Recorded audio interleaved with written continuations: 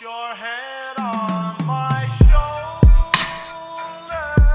Hey guys, welcome back to my channel. So today's video is a bit different because I'm in a different background. I am actually in Surrey at the moment. I've been here for about 2.5 weeks. I thought today that I would make sort of like a little chatty video because I haven't been on here for a while, and I do apologise. I've just taken time off just to, you know, take some time off social media because I think it's really beneficial to everyone to do this once in a while, and I certainly have done that. But I just asked my Instagram for things to talk about because I feel like these sorts of things are important to address and just to talk about and not have a massive stigma around it, because most or a lot of subjects do have a massive stigma around them. So let's go through them today. I do actually have some drink with me, so I do have a Echo Falls Summer Berries. This is the drink that I've got. I've just poured myself a drink, and so we can do like a little like tipsy talk sort of thing.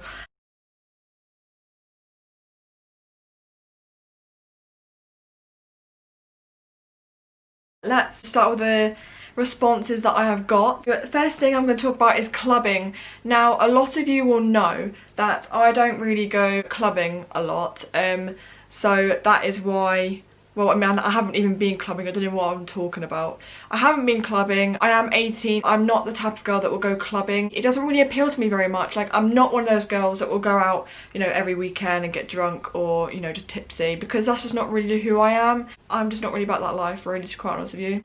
And I mean, it doesn't matter if you are one of those types of girls or not. That is literally just personal preference, and it honestly does not matter. I don't think there's really much else that I can really kind of comment on that, other than the fact that if you go clubbing and you enjoy it, then do it, because life is too short to do things that we don't enjoy doing. And I'm definitely not saying that I'm not going to go clubbing. I definitely want to experience it at least once. Oh wow, I'm actually sweating. It's so hot in here. I've been asked to talk about mental health, so this has a massive stigma around it. I don't know why. I don't know why there should be a big stigma around mental health. It's something that I haven't struggled with. I am quite lucky that, obviously, yes, everyone has their bad days, but I don't label that as a mental health, because obviously there are so many people out there who do unfortunately experience mental health issues, and it's just really sad how people feel certain ways and feel they're not good enough for people, and it honestly breaks my heart. I, for one, am one of those people that do try to make the best out of every single situation and try and see a positive in each situation that I've been through in my life. And I feel like it's so important to be like that, because I'm trying to better myself in every single way possible. There is one thing that I can say, is that I'm not going to sit here and pretend that my life is perfect, because most of you know I've been through a lot at, you know, my young age. And I'm not going to go into all of it again, but if you watch some of my videos, you'll see that, you know, I've been through some pretty awful stuff at my age. I have learnt to kind of go through that and not get through that, but kind of deal with that. I mean, I would say that it all started around the age of probably 12. I was 12, my mum passed away. But yeah, I would say that was probably the breaking point for me. I would say that because I was such a young age, I guess that I dealt with that pretty well, I guess. I guess one day it will just fully hit me. I don't think it has ever actually fully hit me, in the sense that I'm kind of, you know, upset all the time. You know, there will be some days where I don't think of her, and that's okay. If you've lost a loved one, do not feel guilty for not thinking about them, because I've had plenty of those days, and I used to think to myself, you know, I feel so guilty. Why am I not thinking of my own mother, you know, the person that gave birth to me? Why am I not feeling a certain way or acting a certain way? And I don't think there should be a stigma around that, and I just think it's so important for people to know that, because there will be people out there that would feel like they have to act or talk or, you know, speak a certain way because of the things that they've been through in their lifetime, and that's not right. As I said, I'm not going to sit here and pretend that my life is perfect, and I have had numerous amount of therapy and counselling sessions, and they do help. Some people could honestly go to therapy or counselling sessions and it's not for them, but please try and, you know, seek other help, some other ways if you really are struggling with your mental health. I think it's so important to, as I said, not to have a massive stigma around this, especially in men's mental health, especially because It's one thing that I feel so strongly about, because boys are told to man up, and I absolutely hate that label that men have to do, because it's just not right. There are so many places and helplines that are especially made for men's mental health. Can't think right now at the top of my head, but I will link them down below for people to use, obviously, because I want to get that sort of stuff out there. And obviously you've got the Samaritans and all that, which are obviously great places or things to use when you're struggling.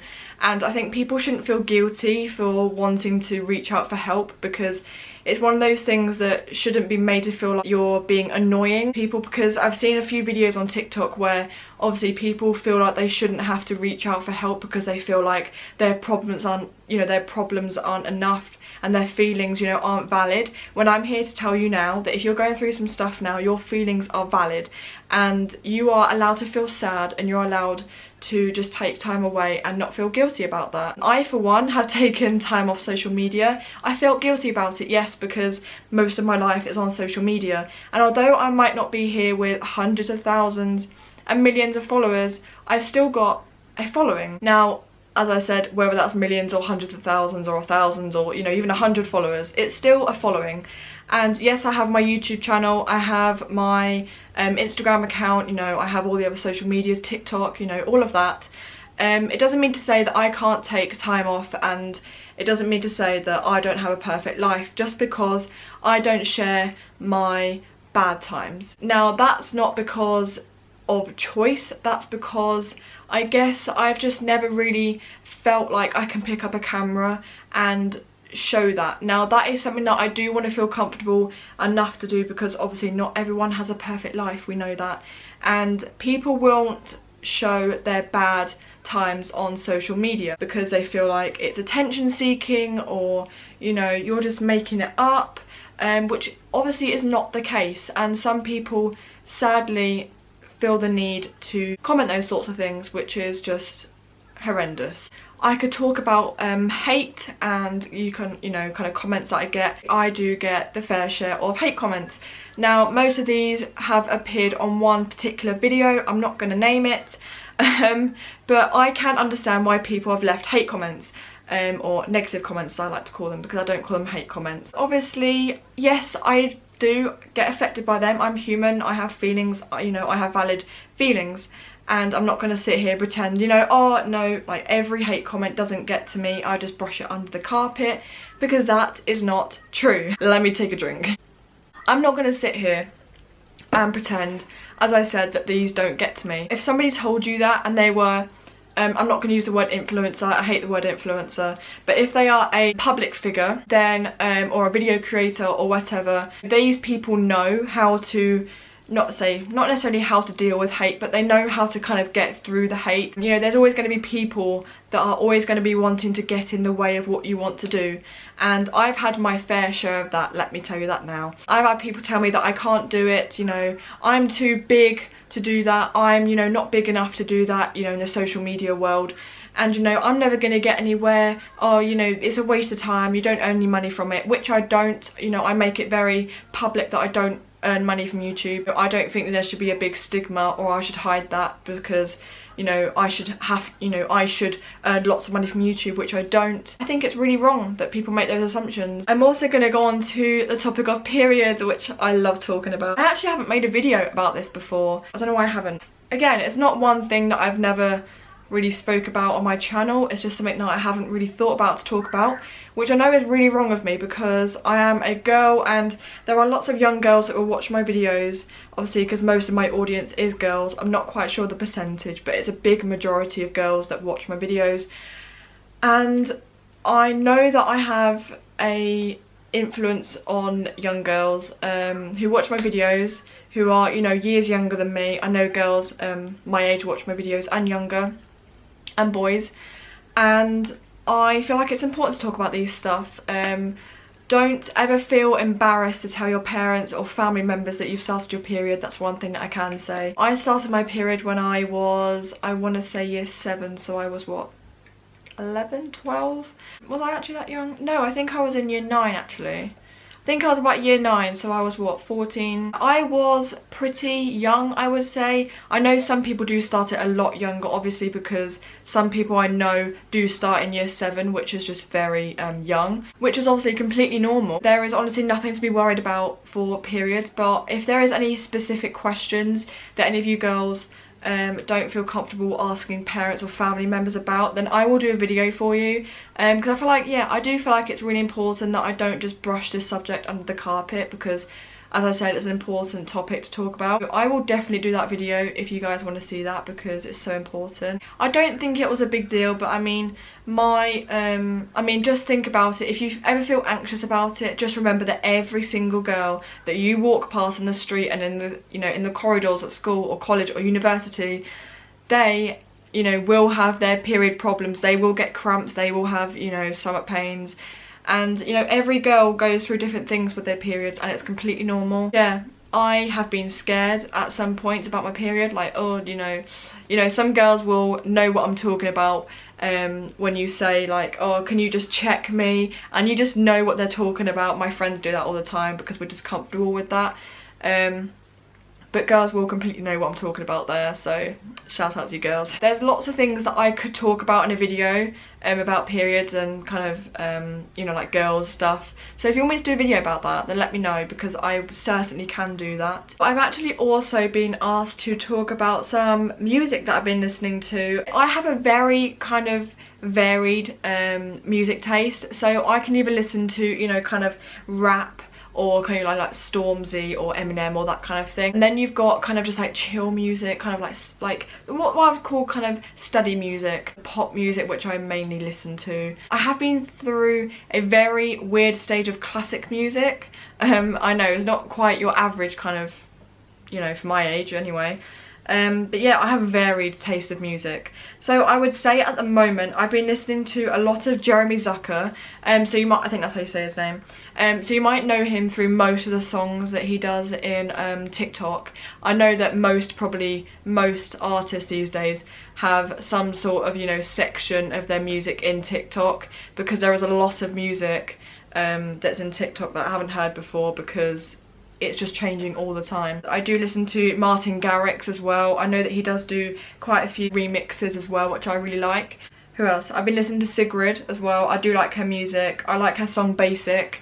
So yeah, if you haven't listened to that, definitely go ahead. So I actually watch this YouTuber called Laura Medley. If you haven't seen her videos before, what are you doing? Go down there and search her on YouTube and watch her, because I absolutely love her videos and her channel. She's just so lovely. She seems so down to earth. She's so hardworking and lovely, and she deserves everything that she gets, and I just think she's lovely. But she really got me into this song called Coffee. Now I can't pronounce this whatsoever. This song here, so I will let you, there we go, I will let you kind of just work that out for yourself. I really like that song as well. She got me into that one. And just kind of your average other ones, Doja Cat. I've also been listening to like Dua Lipa, Little Mix, with their new song Holiday, and then Dua Lipa Hallucinate, which I like. And then I've also kind of got KSI's new music I actually quite enjoy. Some people are like, KSI's music, I'm like, it's quite a vibe, to be honest. And then I kind of go this weird stage of listening to chill music, so just literally like just doing stuff around the house or doing some artwork if I don't want actual kind of lyric songs. Sometimes I do actually search for non-lyric music, so that I've just got like background music for doing artwork and stuff, which is quite nice. Just to kind of concentrate a bit more rather than kind of singing lyrics and getting distracted, because that is what I'm good at, as you all know from my GCSE results. Triggered. That is one thing that I do. Now, I don't know if this is a really weird thing to admit to, but I actually sleep with earphones every night. So I have probably slept with music for the last kind of, I would say the last few months, or maybe even a year. It might be a year, because I've had my AirPods 2 years in December. So I've had them for about just over a year and a half. And I love them. I think they're brilliant. And I've had no problems with them whatsoever. But I would say that you do lose them obviously when you're sleeping. I have very rarely kind of woken up with them both in my ears when I've woken up from obviously sleeping, and it's just really weird to have them in your ears still. To be honest, I am quite like a still sleeper. Like, I don't really move around in bed, so if I'm literally slept in one position, that is how I sleep for the rest of the night. So I guess that's kind of a good thing, so I don't really move around very much. But if I do, I only ever sleep you know, either on my side or on my back. I'm not one of those people that sleep on their front. Like, comment down below how you sleep most of the time. But I am definitely not a person that will sleep on their front. I just can't do it. To be honest, I don't really find it very comfortable either. I just thought that I would clear that up just to let you know how I all sleep, in case you all wondered. I've also been searching on YouTube. I don't know if you guys know, but there's an app called Calm. They do have like narrators over like calm music to send you to sleep. And I've recently found on a TikTok, they do, Harry Styles does a voiceover. I will try and link the video down below on YouTube that I found. And to me, it gets me off every time within like 15 minutes. And it's brilliant if I'm having trouble sleeping, which I don't normally, let's be honest. I just think it's great. Just listen to Harry Styles. I mean, who doesn't want to listen to Harry Styles? I've never actually been a big lover of One Direction, as some of you might find a big shock to. But I was never like a fangirl of One Direction. To be honest, I was never really a big fan of any like boy band or anything like that. I would say I was kind of more into Little Mix, to be honest. I do really enjoy Harry Styles' new music now that he's on his own, but I do listen to some of the rest of them, but my favourite is definitely Harry. I do also like... Cheers to that. I'm gonna end this video here. I think, as I have been speaking for about 20 minutes now, which is brilliant. We love that. I hope you all have a lovely weekend. Please stay safe. Please stay at home when you can. Thank you so much for watching, and I will see you all soon with a new video. Bye.